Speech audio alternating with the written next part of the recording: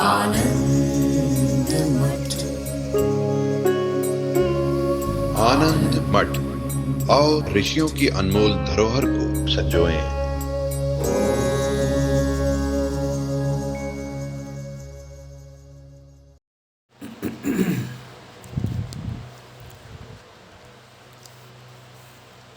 प्रभु श्री राम जी तृष्णा की निंदा करते हैं और यह तृष्णा वृत्ति मानव जीवन में एक बहुत गहरी वृत्ति है, जो चाहे कोई व्यक्ति पढ़ा लिखा हो, अनपढ़ हो, गांव में रहता हो कि शहर में रहता हो, हर व्यक्ति के चित्त में ये तृष्णा वृत्ति जीवंत रहती है। लोक दृष्टि से यह उपयोगी भी होती है। अलग अलग भाषाओं में अलग अलग तरह के शब्दों का प्रयोग किया जाता है। उसको चाहे महत्वाकांक्षा कहा जाए, कामना कहा जाए, और कोई भी शब्द दें, लेकिन वो सब तृष्णा के ही विविध रूप हैं। तो लोक व्यवहार की दृष्टि से तो ये तृष्णा शायद जरूरी भी हो, व्यक्ति को सक्रिय बनाने के लिए, व्यक्ति को किसी लौकिक कार्य में प्रवृत्त होने के लिए। लेकिन आध्यात्मिक दृष्टि से इसको एक बड़ा प्रतिबंध हमारे शास्त्रों ने माना है। तृष्णा इच्छा का ही एक रूप है, लेकिन वह इच्छा जो केवल लौकिक विषयों की प्राप्ति की हो, जो केवल विलास से संबंधित, भोग से संबंधित हो, तो उसको ही यहाँ पर गिनना चाहिए, क्योंकि भगवत प्राप्ति की भी प्यास होती है। अगर किसी के भीतर पुण्यों का उदय हो गया है तो भगवत कृपा से, गुरु कृपा से, अपने पुण्यों के प्रताप से भगवत प्राप्ति की इच्छा भी एक तरह की प्यास है, कामना है। तो वह तो साधक है, वो प्रतिबंधक नहीं, बाधक नहीं, बल्कि वो साधक के रूप में है। लेकिन जो अध्यात्म से दूर ले जाने वाली इच्छाएं हैं वो बहुत प्रबल हैं। यहाँ तक कि प्रभु जी ने कहा कि यद्यपि मैं ध्यान के बल पर समाधिस्थ होने की सामर्थ्य रखता हूँ, ऐसा होने पर भी जब जब मैं समाधि की ओर अग्रसर होता हूँ, ये तृष्णा वृत्ति एक आंधी की तरह आती है और मुझे न जाने कहाँ बहा करके ले जाती है। इसलिए मैं इस तृष्णा का त्याग कर रहा हूँ, इस तृष्णा से मुक्त होना चाह रहा हूँ। अब अगला विषय जो लेते हैं वो है शरीर से संबंधित। तृष्णा का आश्रय क्या है? शरीर है, तभी उसके भोग सामग्रियों की इच्छा है। तो इसलिए अब शरीर पर बात करते हैं। शरीर पर बात करते समय प्रभु जी ने अनेक श्लोकों में ये वाक्य दोहराया है, नेष्टम देह गृहम मम, नेष्टम देह गृहम मम। बोलते हैं राम जी कि यह जो देह रूपी घर है, ये मुझे अब अभीष्ट नहीं है।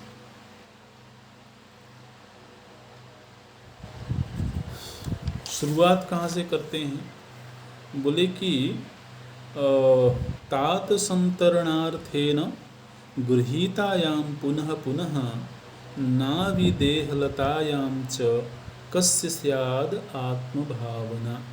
कोई व्यक्ति सरिता को पार करने के लिए नौका का सहारा लेता है, नौका में बैठता है, सवार होता है, उस पार जाता है, लेकिन वो जो नौका विहार करने वाला अथवा नौका के सहारे उस पार जाने वाला व्यक्ति है, वो कभी भी नौका को अपनी आत्मा नहीं मानता। मैं ही नौका हूँ ऐसा वो नहीं मानता है। उसमें आत्मभावना न भवति।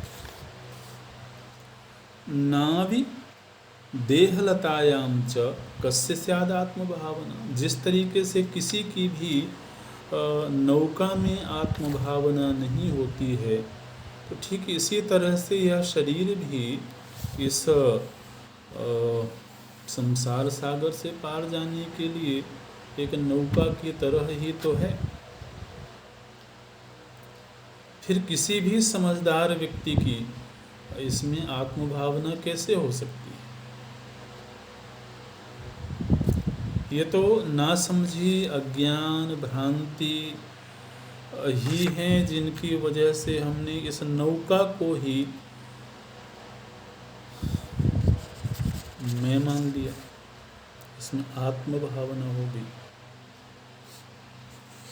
तो ये राम जी कहते हैं कि ये बड़ी नासमझी है अगर कोई इसको इसमें आत्मभावना करता है।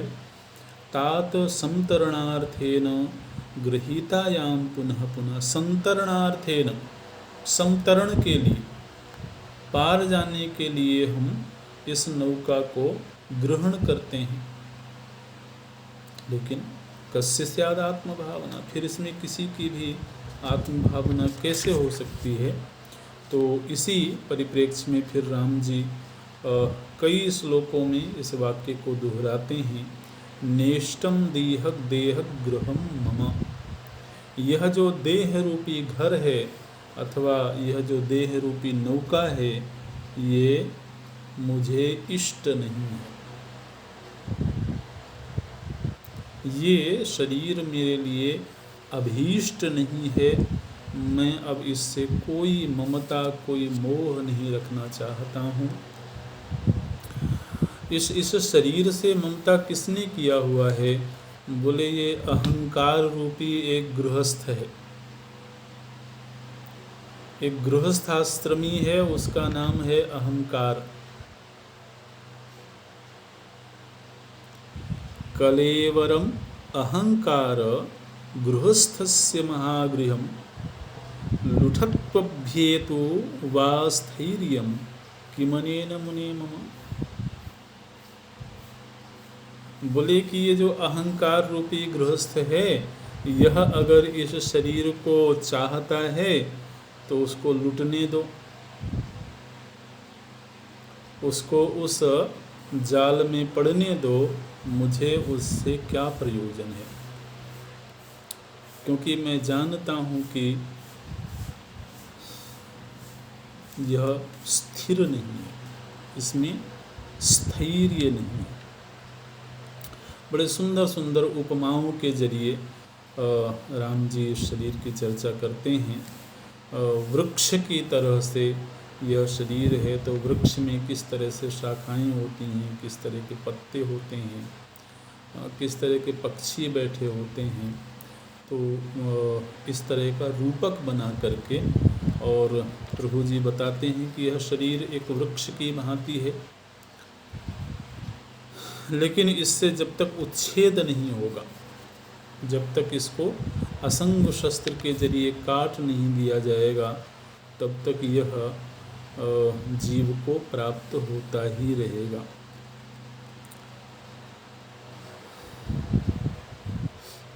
मलाढ़्य विषयव्यूह भाण्डोपस्कर संकटम अज्ञानक्षारवलितम नेष्टम देहगृहम। बोले कि यह जो शरीर है, यह अनेक तरह के दूषित सामग्रियों से भरा हुआ है। इस शरीर से निकलने वाली जो चीज़ें हैं, इस शरीर के भीतर जो हम डालते हैं वो तो हम समझते हैं कि बड़ी पवित्र चीज़ें हम इस शरीर को दे रहे हैं, लेकिन इस शरीर से निकलने वाली ऐसी कोई चीज़ नहीं है जो अपवित्र ना हो। इस शरीर से जीव के निकल जाने पर दुनिया में इसका कोई उपयोग नहीं है।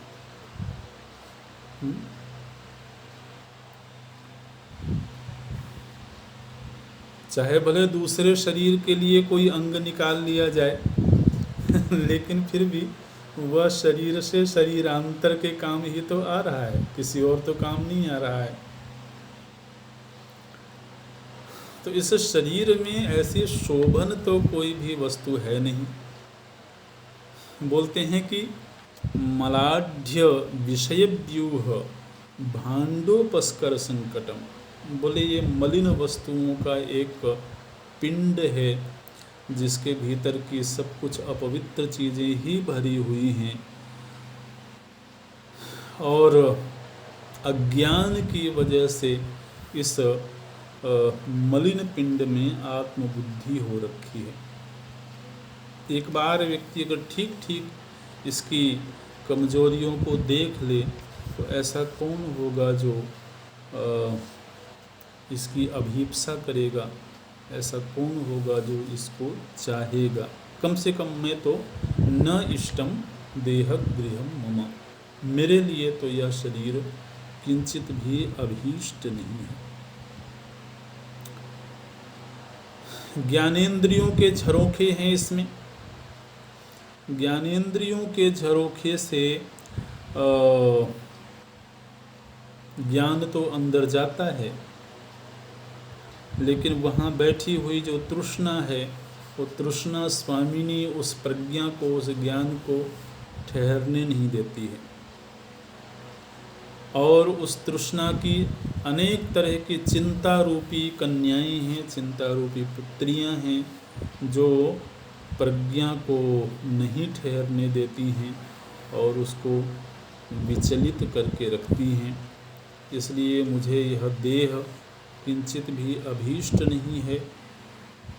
नख से लेकर के शिख तक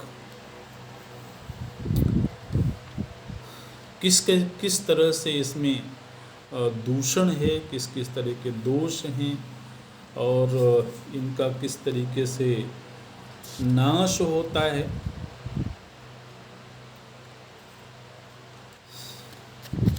शरीर में जब तक बाल लगे हुए हैं तब तक आदमी को बड़े खूबसूरत लगते हैं। व्यक्ति बड़े तरीके से उनको संवारने की चेष्टा करता है। शरीर से अलग होते ही वो अपवित्र हो गया, व्यर्थ हो गया। तो ऐसा तो कोई हिस्सा नहीं, और शरीर में लगा हुआ भी रहे, एक आग की चिंगारी अगर उसको छू जाए तो वह ऐसे ही क्षण भर में नष्ट हो जाएगा, जल जाएगा, जैसे सूखे हुए घास के तिनके होते हैं। तो ऐसी तो इसके अंग प्रत्यंगों की स्थिति है। नासमझी में ही व्यक्ति इनको संवारने में लगा रहता है। समस्त रोगायतनम वलीपलितपत्तनम सर्वाधिसार गहनम नेष्टम देह गृहम मम। बोले समस्त रोगायतनम, अनेक प्रकार के रोगों का ये आयतन है। ऐसे विचित्र विचित्र इस शरीर में रोग प्रकट होते हैं जिनके नाम भी कभी ना सुने हों, जिनके विषय में कोई जानकारी भी न हुई हो। ऐसे अद्भुत अद्भुत रोग प्रकट हो जाते हैं अकारण ही। बैठे बिठाए ही व्यक्ति कहता है कि मैं अच्छा भला तो था, और कोई व्याधि ऐसी आकर के खड़ी हो गई कि वो पूर्व सूचना दे करके आए, घंटी बजा करके आए, ऐसा भी ज़रूरी नहीं है। और वो फिर व्यक्ति को परेशान करके रख देती है। तो बोलते हैं समस्त रोगायतनम, हर प्रकार के रोगों का यह आयतन है, घर है। वली पलित पत्तन, वृद्धावस्था में पड़ने वाली झुर्रियों का ये आश्रय है। सर्वाधि सार गहनम, हर प्रकार के मानसिक क्लेशों का यही घर है। इसलिए नेष्टम देह गृहम, इसलिए मुझे यह घर बिल्कुल भी अभीष्ट नहीं है। देहालयम धारयितुं न शक्नोमि मुनीश्वर, पंकमग्नं समुद्धर्तुं गजमल्पबलो यथा। बोलते हैं कि जैसे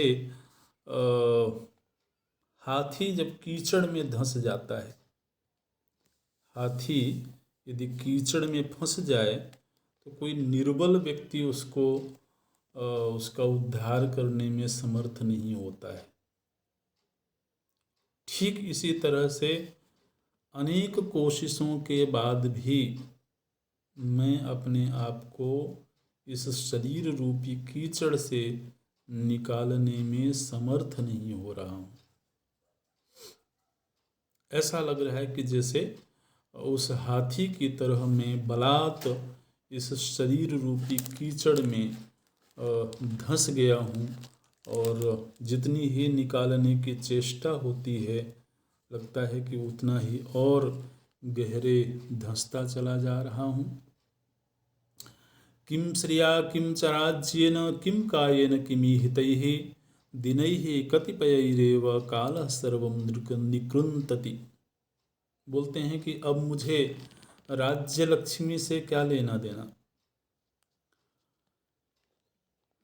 यह शरीर या इस शरीर को प्राप्त होने वाला राज्य, राजपद, राजलक्ष्मी, अनेक प्रकार के मनोरथ, इन सब से अब मुझे कोई प्रयोजन नहीं दिखाई देता है, क्योंकि मुझे अब यह मालूम हो रहा है कि ये सब चीज़ें नष्टप्राय हैं। समुद्र में उठने वाले बुलबुले की तरह, फेन की तरह थोड़ी देर के लिए तो दिखाई देते हैं, लेकिन ये जल्दी ही नष्टप्राय हैं। इसलिए मुझे अब इसमें कोई रमणीयता नहीं दिखाई देती है। रक्तमां समस्यास्य सबाह्याभ्यंतरं मुने नाशैक धर्मिणो ब्रूहि कैव कायस्य रम्यता। बोलते हैं कि हे मुनिवर, आप मुझे बताइए कि रक्त मांस आदि से विरचित यह जो विनाशशील देह है, इसमें बाहर या भीतर कहीं भी कोई रमणीयता तो नहीं दिखाई देती। मरणावसरे काया जीवं नानुसरन्ति ये तेषु तात कृतघ्नेन कैवास्थावद धीमताम। जिस समय मृत्यु की घड़ी आती है, उस समय यह शरीर जीव को असहाय छोड़ देता है, स्वयं नष्ट हो जाता है।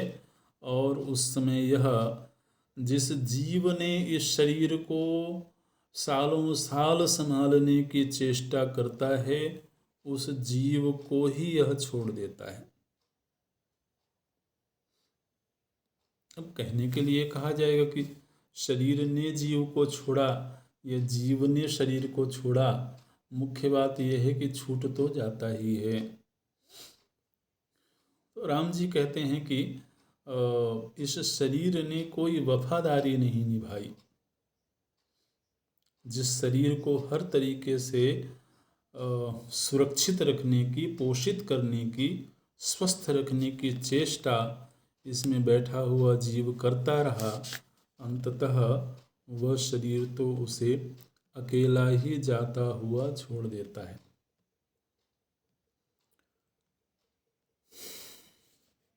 देहश्चितायां परलोक मार्गे कर्मानुगो गच्छति जीव एकः। तो ये गरुड़ पुराण में ये बात कही गई कि जब यह जीव यात्रा पर निकलता है, आगामी यात्रा पर निकलता है, तो देह चितायाम धनानि भूमो पशवश्च गोष्ठे नारी गृहद्वारे जना श्मशाने देहश्चितायाम परलोक मार्गे कर्मानुगो गच्छति जीव एकः। तो कोई भी सगे संबंधी तो खैर दूर की बात है, जो सबसे अपना प्यारा, जो सबसे नज़दीक की वस्तु है, यह शरीर, ये भी उस जीव को अकेला ही जाता हुआ छोड़ देता है। इसलिए नेष्टम, ये मुझे अभीष्ट नहीं है।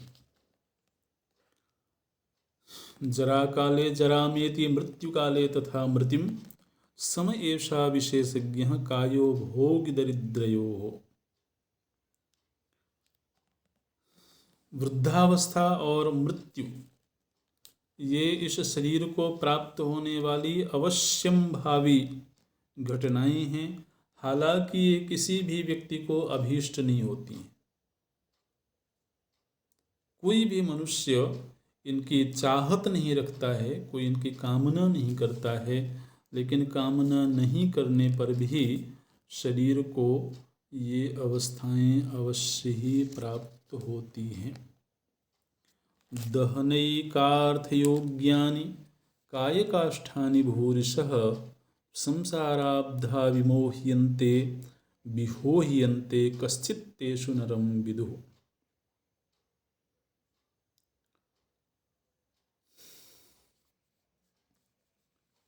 बोलते हैं कि जिन्होंने यह जान लिया कि इस देह को एक दिन भस्मीभूत हो जाना है, भस्मीभूत हो जाने का अर्थ है काष्ठवत है, लकड़ी की भांति है, ऐसा जिन्होंने जाना और जान करके इससे मोह नहीं किया,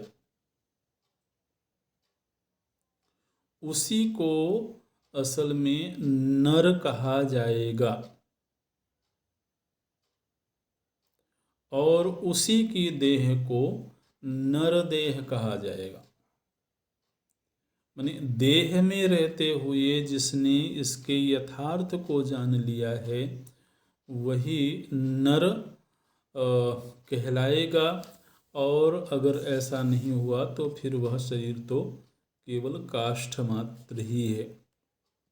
फिर वह इस काष्ठ के कोटर में रहने वाले पक्षी की ही भांति है, जो कि इसको नष्ट होता हुआ देख करके और उस आश्रय को छोड़ करके उड़ जाता है। नाहम देहस्य नो देहो मम नायमहम तथा इति विश्रांत चित्ताये ते मुने पुरुषोत्तमा। बड़ी सुंदर परिभाषा करते हैं। पुरुषोत्तम कौन है, कौन श्रेष्ठ पुरुष हैं? बोले जिनको यह बोध हो गया न अहम देहः, न अहम देहस्य, न अहम देहः। ऐसा तो वैसे भी कोई ऐसा नहीं बोलता है कि मैं देह हूँ, है ना, ऐसा कोई नहीं बोलता कि मैं देह हूँ, लेकिन ये तो बोलते ही हैं कि ये मेरा देह है। तो हम संबंधी तो बन ही जाते हैं। तो बोलते हैं कि पुरुषोत्तम वो है जो इसका संबंधी भी नहीं बनता। न अहम देहस्य, मैं देह का नहीं हूँ, और न देह, और मैं स्वयं देह भी नहीं हूँ। मम न अयम अहम तथा, और न ही मैं इसका हूँ, न ही यह मेरा है, ऐसा इति विश्रांत चित्ताये, जिनका चित्त इस बोध के साथ विश्राम को प्राप्त हो गया है, राम जी बोलते हैं कि हे मुनिवर, मेरी दृष्टि में ते एव मुने पुरुषोत्तमा, मैं समझता हूँ कि वही पुरुषोत्तम है, वही श्रेष्ठ मानव है। और यदि किसी को यह बोध प्राप्त नहीं हुआ तो मानव मान बहुला बहुला बहुलाभ मनोरमाः शरीर मात्रबद्धास्थम घ्नन्ति दोष दृशो नरम। अगर किसी को इस सत्य का बोध नहीं हुआ है तो वह मान, अपमान, वृद्धि, क्षय, लोभ, इन सब से घिर करके और केवल कष्ट को ही प्राप्त करता रहता है। जबकि इस सृष्टि में कोई भी वस्तु शाश्वत नहीं है, तो फिर यह शरीर शाश्वत हो ऐसी कामना तो मूर्खतापूर्ण कामना ही कही जाएगी। देखिए, हमारी चेष्टाएं तो कुछ ऐसी ही होती हैं। ऐसा लगता है कि जैसे यह शरीर एक शाश्वत वस्तु है। न किंचिदपि दृश्येस्मिन् सत्यम तेन हतात्मना चित्रम दग्ध शरीरेण जनता विप्रलभ्यते। यद्यपि यह स्वयं एक दृश्य वस्तु है और लोग देखते हैं कि किस तरह से यह क्षण भर में नष्ट हो जाती है, ऐसा होने पर भी इससे गहरी ममता करना ये बड़ा आश्चर्य है। चित्र का मतलब आश्चर्य, बड़ी आश्चर्यजनक बात है। सतत भंगुर कार्य परंपरा विजयितामजम हठवृत्तिषु प्रबल दोषमिदं तु कलेवरम तृणमिवाहमपोह्य सुखम स्थितः।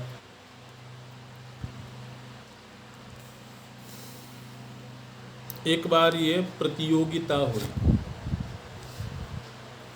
क्या प्रतियोगिता हुई? तो प्रतियोगिता ये हुई कि सबसे जल्दी नष्ट होने वाली चीज क्या है। उन वस्तुओं ने आपस में प्रतिस्पर्धा किया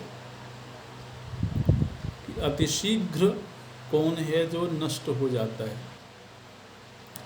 उस प्रतियोगिता में कौन शामिल हुए? तो उसमें शामिल हुई बिजली। आसमान में जो बिजली चमकती है वो उस प्रतिस्पर्धा में शामिल हुई। शरद ऋतु के बादल, शरद ऋतु बरसात बीत जाने के बाद शरद ऋतु में बादल आते हैं और क्षण भर में कहाँ से कहाँ चले जाते हैं, तो वो उस प्रतिस्पर्धा में शामिल हुए। और कौन शामिल हुआ? गंधर्व नगर। गंधर्व नगर आप जानते हैं, तो आसमान में जब बादलों की पंक्तियाँ इकट्ठी हो जाती हैं तो ऐसा लगता है जैसे वहाँ कोई नगर बसा हुआ है। विविध प्रकार के वहाँ भवन दिखाई देते हैं। उसको गंधर्व पत्तनम, गंधर्व नगर कहा जाता है। तो अभी थोड़ी देर ही हुआ था देखते हुए, वो आकृतियां क्षण भर में ही बदल गई। कहीं का भवन कहीं और चला गया। तो इन सभी में जब प्रतिस्पर्धा हो रही थी तो बोलते हैं कि इसमें सबसे आगे निकल गया शरीर, क्योंकि शरीर तो हमको बदलता हुआ यूं तो नज़र नहीं आता है ना। ऐसा लगता है कि जैसे सालों साल से हम इसी शरीर के साथ जी रहे हैं, लेकिन इसमें तो हर क्षण परिवर्तन की घटना घट रही है। तो माने वो घटना इतनी सूक्ष्म है, इतनी शीघ्र घट रही है कि वो हमारे नज़रों में भी नहीं आ पाती। तो ये राम जी बोलते हैं कि शरीर जो था नष्ट प्राय वस्तुओं में सबसे आगे निकल जाता है। ऐसे शरीर से मुझे कोई वास्ता नहीं है, मैं इससे कोई ममता नहीं रखना चाहता हूँ। अच्छा, तो ये सामान्य रूप से पूरे शरीर की चर्चा हो गई। अब प्रभु जी एक एक अध्याय में एक एक अवस्था की चर्चा करते हैं। ये जो अवस्थाएं हैं शरीर को प्राप्त होने वाली, बाल्यावस्था है, युवावस्था है, प्रौढ़ावस्था है, वृद्धावस्था है। तो इन अवस्थाओं में किस तरह के दोष हैं और इनके प्रति शोभन बुद्धि होनी चाहिए अथवा नहीं होनी चाहिए, उस पर प्रभु जी चर्चा करते हैं। और शुरुआत, जैसा कि शरीर की अवस्था की शुरुआत होती है, तो बाल्यावस्था से करते हैं। हालांकि लोक व्यवहार में तो लोगों को बाल्यावस्था बड़ी प्यारी लगती है।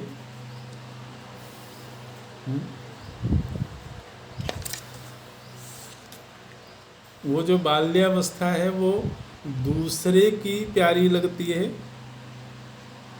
और अपनी गुजरी हुई प्यारी लगती है।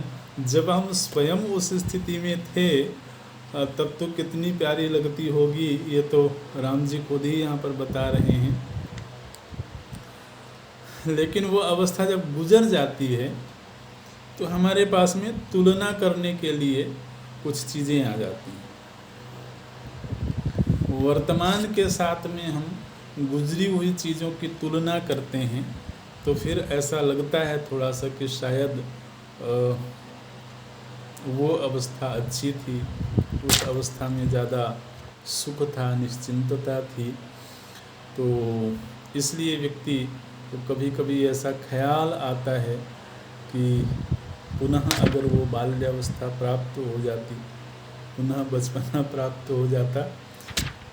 लेकिन जिस समय व्यक्ति होता है उस स्थिति में, उस समय क्या पीड़ाएं होती हैं, तो राम जी बताते हैं।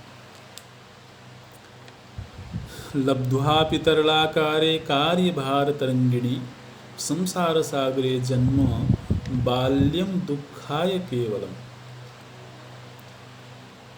बाल्यम दुखाय केवलम, ये जो बालक अवस्था है यह केवल और केवल दुख के लिए ही मिलती है।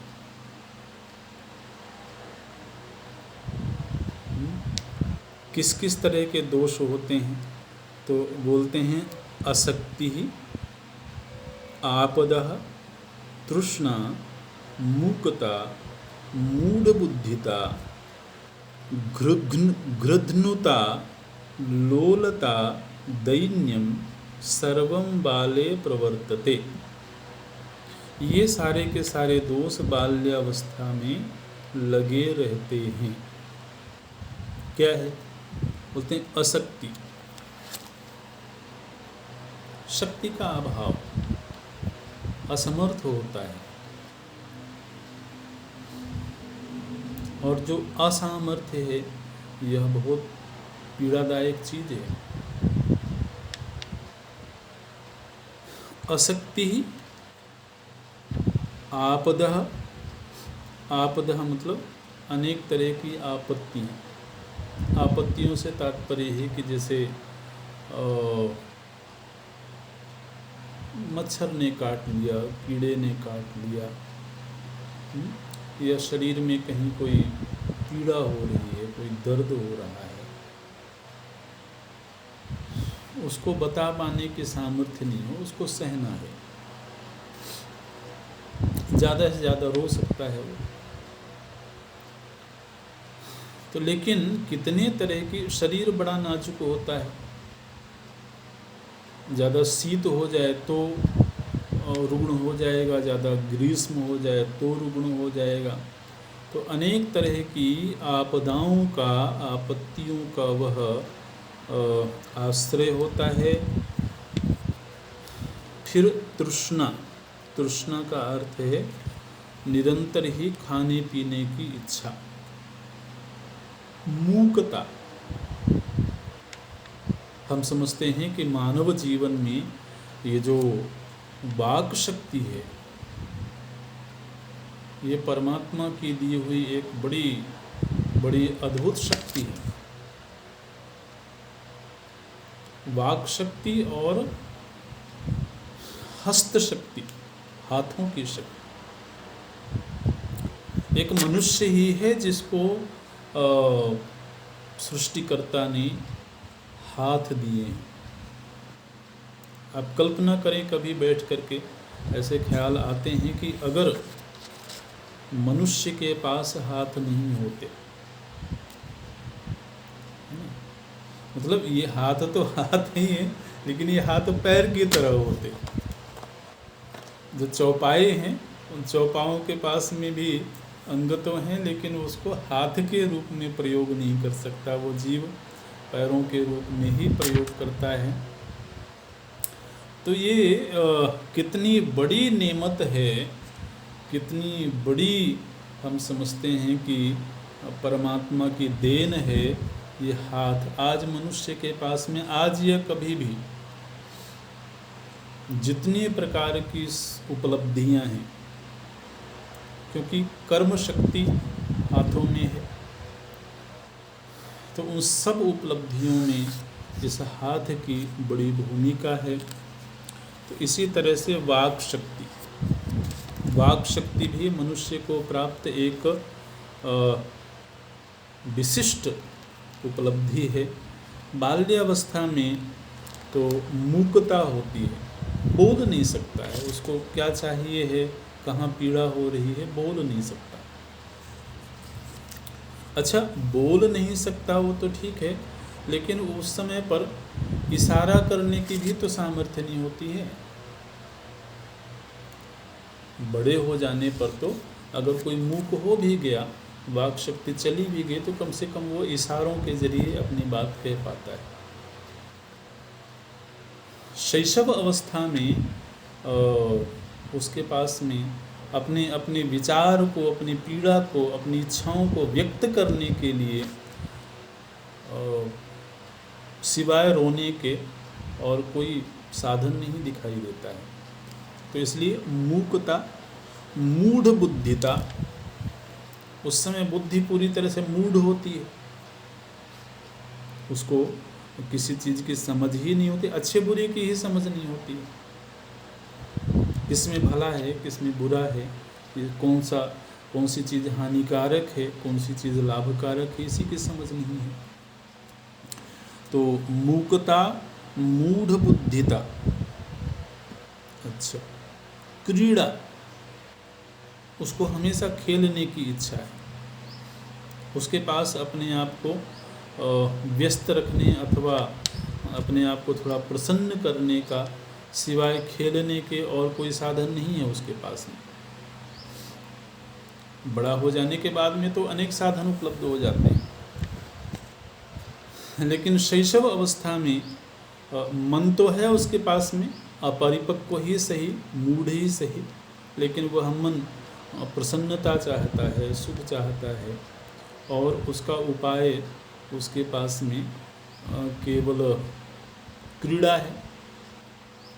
कभी कभी कोई लोग मिलने जुलने के लिए जाते हैं तो उसके हाथ में कोई नोट रख दिए, थोड़ा सा पैसा रख दिए। अब उसको क्या पता कि उस नोट की महिमा क्या है, उसको भी मुख में डाल लेगा या तो इधर उधर फेंक देगा। तो उसके लिए प्रसन्नता का एक ही जरिया है, वो है क्रीड़ा। लोलता दैन्यम, स्वाभाविक है जब व्यक्ति के पास में शक्ति भी ना हो और समझ भी ना हो तो वह दीन होता है, किसी और के अधीन होता है। अब किसी और के अधीन होकर के कोई कितना ही सुखी रह सकता है। कई बार तो हम माताओं को देखते हैं, वो उस शिशु को अपने हाथों में लिए होती हैं, उसको पकड़ने का सही तरीका भी नहीं मालूम होता है। वो जो एक नाजुक सा एक शिशु है, उसको पकड़ने का भी तो एक तरीका होता है ना। अब बेचारे को नीचे से तो हाथ लगाए हो लेकिन सिर लटका हुआ है। तो अब उस समय उसको जो भी कष्ट हो रहा होगा उसका भोगता तो खुद ही है। तो बोलते हैं कि ये बाल्यावस्था कोई बहुत शोभन अवस्था है, ऐसा मैं नहीं मानता हूँ। न मृतो न जरा रोगे न चापदि न यौवने ताश्चिंताः परिकृन्तन्ति हृदयम शैशवेषु या। बोले कि मैं तो ऐसा समझता हूँ कि ये पराधीन होकर के जो पीड़ा होती है उस तरह की पीड़ा तो मृत्यु काल में भी नहीं होती है, रोग आदि के होने पर भी नहीं होती है, कोई संकट आने पर भी उस तरह की पीड़ा नहीं होती है जिस तरह की पीड़ा पराधीन होकर के जीवन जीने से होती है। अच्छा, शैशव अवस्था से थोड़ा और बड़े हुए, किशोरावस्था आई, तो किशोरावस्था में भी कौन सा सुख है? बोले उसमें जब देखो तभी गुरु के द्वारा ताड़ना मिलती रहती है। गुरु मतलब यहाँ केवल गुरु का नाम लिया गया है। गुरु से तात्पर्य जो भी सिखाने वाले होंगे, माता पिता हों, शिक्षक हों। बोलते हैं विकल्प कल्पितारंभम दुर्विलासम दुरास्पदम शैशवम शासनायैव पुरुषस्य न शांतये। किसी के शासन में रहना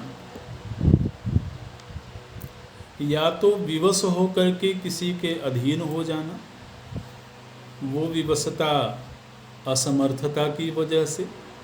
शैशव अवस्था में पराधीनता असमर्थता की वजह से है, उसके पास शक्ति नहीं है, शारीरिक मानसिक शक्ति नहीं है, इसलिए वह किसी के अधीन है, किसी के पराधीन है।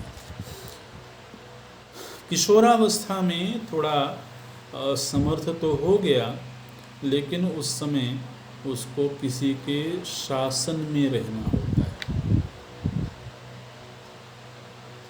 और फिर से जिस तरह से शारीरिक पराधीनता सुखद नहीं है, इसी तरह से किसी के शासन में रहना यह भी सुखद नहीं है। शासन में रहना तो हम समझते हैं कि किसी भी अवस्था में सुखद नहीं होता है।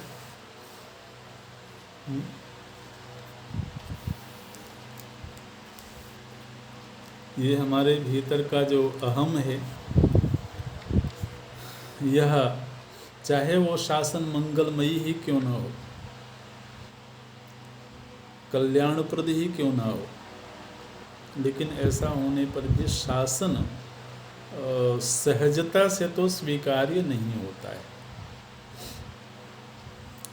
थोड़ा संस्कारित तो हो गए हों तो चाहे भले अपने आप को विवेक के जरिए तैयार कर लें कि ठीक है, इस शासन में रहना चाहिए, इसमें भला है, कल्याण है, लेकिन प्रसन्नतापूर्वक सुख वृत्ति से वो शासन को तो स्वीकार नहीं करता है। बोलते हैं कि जब देखो तब गुरु के द्वारा ताड़ना मिलती रहती है, और वो ताड़ना तो सुखद कैसे हो सकती है। इसलिए ये जो बाल्यावस्था है यह सुखद नहीं है। ये दोषा ये दुराचारा दुष्क्रमा ये दुराधयः ते सर्वे संस्थिता बाल्ये दुर्गर्तम इव कौशिकाः।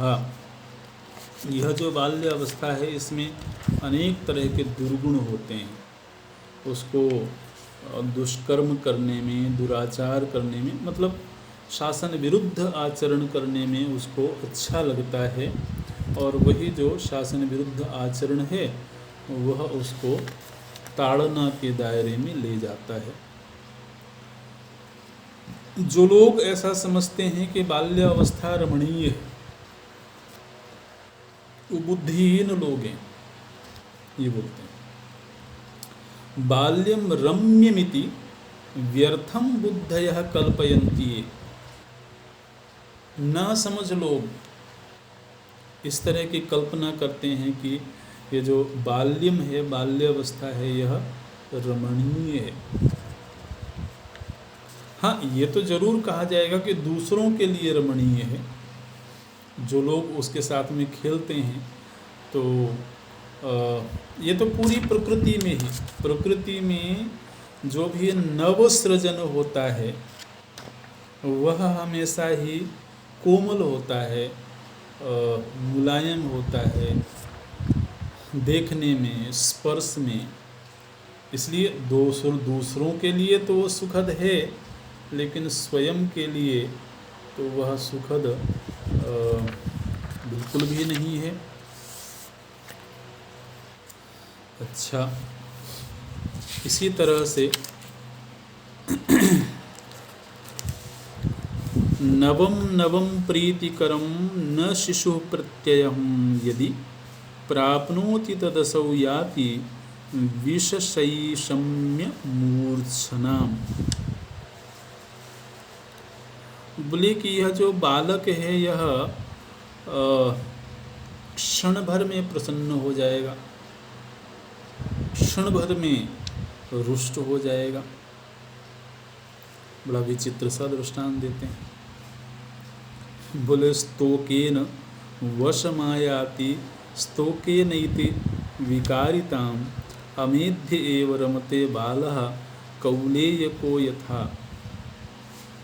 बोले जैसे कुत्ते को अपने वश में करना हो तो उसको कुछ खाने की चीज़ दे दिया जाए, इसी तरह से बाल्यावस्था में क्या होती है, उसको थोड़ा सा हंसाना हो, उसको थोड़ा सा अपने पास बिठाना हो तो उसके मनोरंजन की अथवा उसके खाने पीने की कुछ वस्तु दे दिया जाए और वह अधीन हो जाएगा। तो ऐसी स्थिति बाल्यावस्था में होती है। वो थोड़ी सी चीज़ में ही वो किसी के अधीन हो जाता है और छोटी छोटी चीज़ों को डांट देने से, डंडा दिखा देने से वह भयभीत हो जाता है, कष्ट का अनुभव करने लगता है।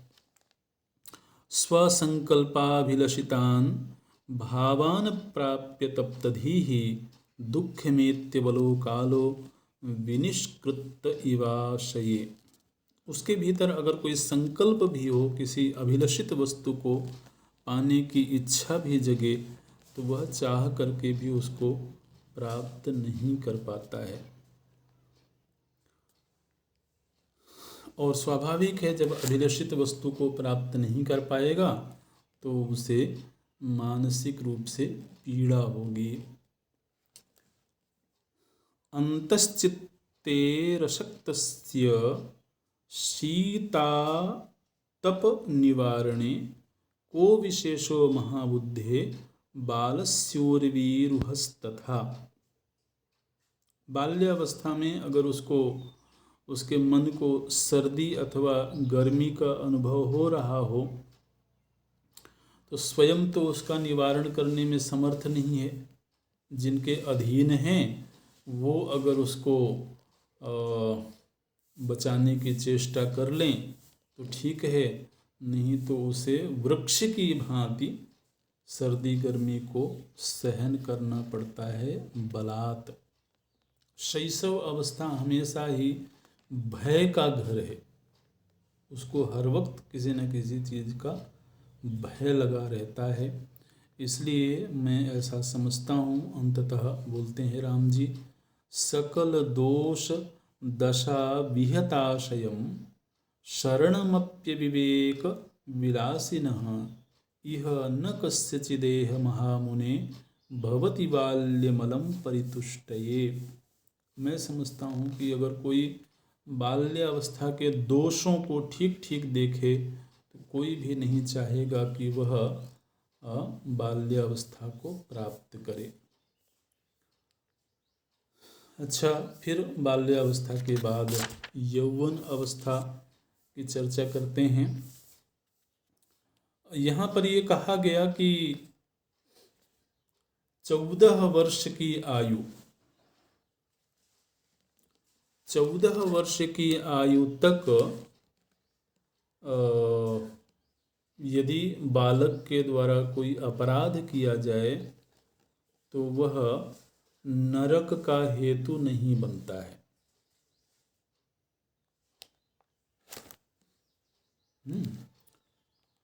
तो नरक का हेतु नहीं बनने वाले जो कर्म हैं वो 14 वर्ष तक। अब देखिए हमारी जो हमारा आधुनिक संविधान है वो शायद अलग मानता होगा। वो लोग शायद 18 वर्ष की अवस्था के बाद के कर्मों को अपराध की श्रेणी में रखते हैं, या और भी अलग अलग कानून होंगे, नियम होंगे, लेकिन यहाँ पर ये स्पष्ट रूप से कहा गया कि 14 वर्ष की आयु तक के कर्म अगर वो अपराध रूप कर्म भी हैं तब भी वो नरक का हेतु नहीं बनते हैं, लेकिन उसके बाद के जो कर्म हैं वो फिर नरक के हेतु बन जाते हैं। ओम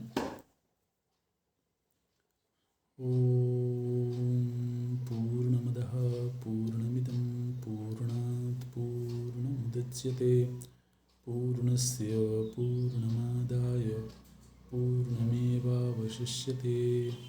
ओम शांति शांति शांति। हरि ओम। श्री